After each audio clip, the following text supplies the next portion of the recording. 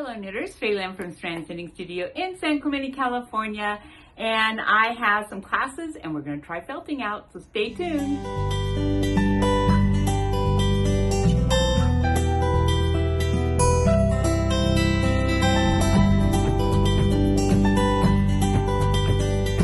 Okay, classes coming up. So our first class coming up is Sunday the 16th. So it's like a week from Sunday, and that's the sweater class. This is our monthly sweater class. It changes dates. It's not like the third Sunday or whatever. I move it around a little bit so people who can't do Sundays can do Saturdays and that kind of thing. So, but the sweater class. So you're taking the sweater class to start your sweater correctly. That's the purpose of this class. But also if you're ongoing in a sweater, you can also come to the class. So anything to do with sweaters, you can come to the class. But the really important part is that you are getting it set up correctly for the best chance for success of having a nice, well-fitting sweater that you're gonna love. So you're going to knit a swatch. You have to have a swatch knitted. And cast on 30 stitches, please. Do not look at the gauge thing that says gauge is 22 stitches. That doesn't tell you how many to cast on. That just says you need 22 stitches is going to equal 4 inches. But you can't go from edge to edge because it's distorted. So you need like 6 inches. So typically that's around 30 stitches, depending on what it is. But so I just cast on 30 stitches. You're going to knit a row, purl a row for at least like 3 to 4 inches.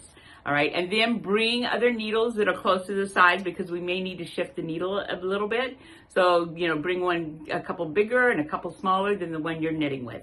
And you're going to choose the one you're knitting with because of what it tells you in your pattern. And tells you to use the gauge swatch. It'll tell you what needle, if there's more than one needle you're using, tell you which needle and that kind of thing. So, gauge swatch, and then the other thing is a garment that fits you the way you want this fit, mainly the width of it. How baggy or close to the body do you want it? Like right now, everything's big, baggy and stuff, but a lot of us don't like it that big. How big do I want it to be? And you can change something that's really big and baggy. We can change it to where it fits, or it's only a couple inches baggy or 3 inches baggy, not 8 to 10 inches baggy. So, so that's, but that way we're not guessing because you don't know how big, like what does 2 inches baggy fit like? I don't know. What is 4 inches baggy fit? I don't know. So have a garment. It can be a t-shirt. It can be anything that's the right width, and preferably if you've got one that's the right length, but if you don't, we can always mess with the length. But the width is the most important thing. The width in your hips and up on top here. So that you need to bring with you too. So those are the 2 most important things, plus your pattern and your yarn, of course, to get you started. But that's what I need to help you get started with the right math and the right needles and the right sizes and all that stuff and get you going on your sweater.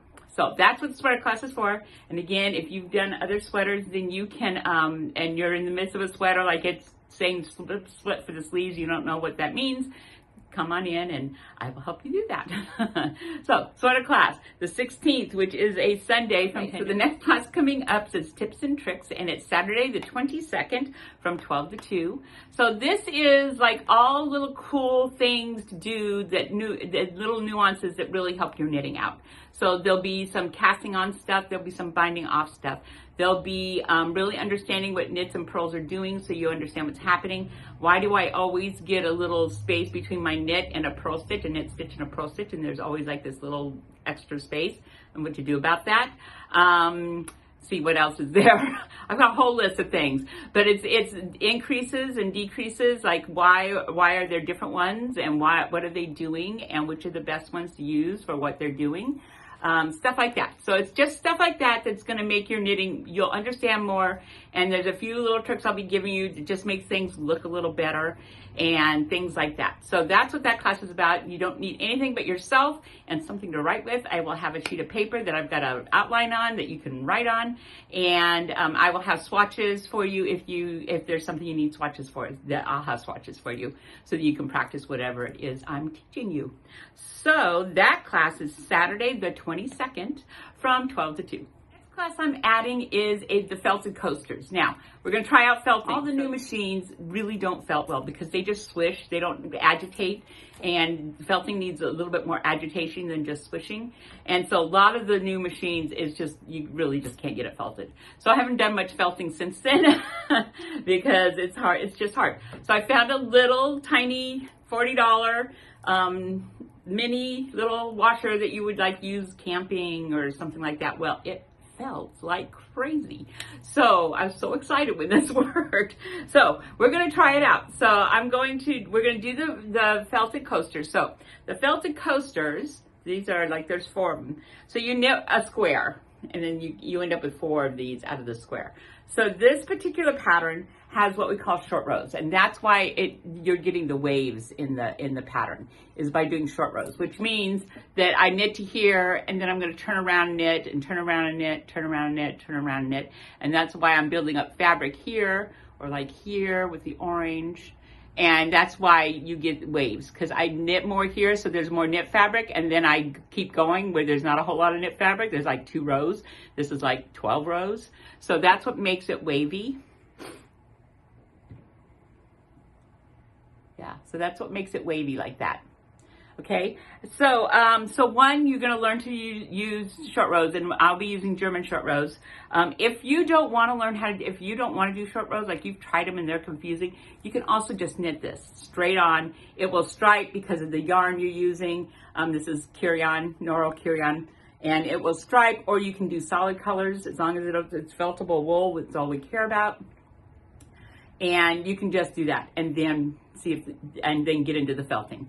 So I just wanted to sort of do it with a group before I do any bigger project and see how we're going to handle this and get the felting, get our toes in the water for the felting before we do like a bag or something that's bigger. And yeah, so, and these are great presents. So you end up with 4. And what you do is, and I'll put a picture up here. So you end up with your 4, so you have a set, and then you just tie a ribbon around this, and this makes the best gift. These work really well because it soaks up the water, and you know, it doesn't bead on it, it actually soaks it, and they're amazing. They're really good. They're really good. So you can make great gifts, super great gifts. So Mother's Day's coming up, Easter's coming up, you know, whatever's coming up, birthdays, whatever's coming up, these are really good gifts, and they're not expensive, and they're fast, and you get to play with felting. So what's better than that? Okay, so that class is Sunday, March 2nd. I know, talking about March already. March 2nd from 10 to 12. Sunday, March 2nd, 10 to 12. Okay, so I've had a few people signing up for the blanket class. As I said, you can just start doing it and come to 1 or 2 workshops a month. I would suggest 2 because I probably will only get you started one block at a time. So I would suggest 2. Unless you're a really good knitter and you can do the blocks, you don't need hardly my help at all. You just want to do the blocks. But if you're towards the beginner side, you may want to. We'll play with it. Anyways, so you go ahead and start the blanket. So you need to get your yarn, and I will get you started in a workshop. And you're not the only one. I've got several. Matter of fact, I have 2 people starting right now on the 23rd. So on Sunday the 23rd from 12 to 2, I have already 2 people starting their blankets. So if you want to join that class, but I've also got people in the workshops working on that are in the blanket class. I've got lots of blanket people all the time in my workshops. That's my point. So you're not going to feel weird. It's not off. It's great, and it works really well. So what you're going to do is you go ahead and start. You can do it at your own pace, and then if you were bench sitting, so this gives you an opportunity to jump in and work at your own pace and have some fun with it, and you will have some fun with it. And remember, you learn a lot. Like the first class alone, they learn so much. They're just like, oh my God, there's so much. So just the first class alone, you already learned so much. And reading your knitting is like a big part of what you need to learn, how to look at your knitting and understand what you're looking at so that you can see where your mistakes are or not, and fix them, because that's like the big part. So if you want to do that, just let me know or come in, and Christine or I will get you going and get yarn going, and yeah, and then you can start any workshop you want to. Great. Okay, knitters, that's it for today. Perfect sweater weather for knitting. It's chilly, it's cold, it's drizzly. Knit a sweater. It's time to knit a sweater or a blanket. time to knit a sweater or a blanket. So I'll see you in the studio real soon. Bye.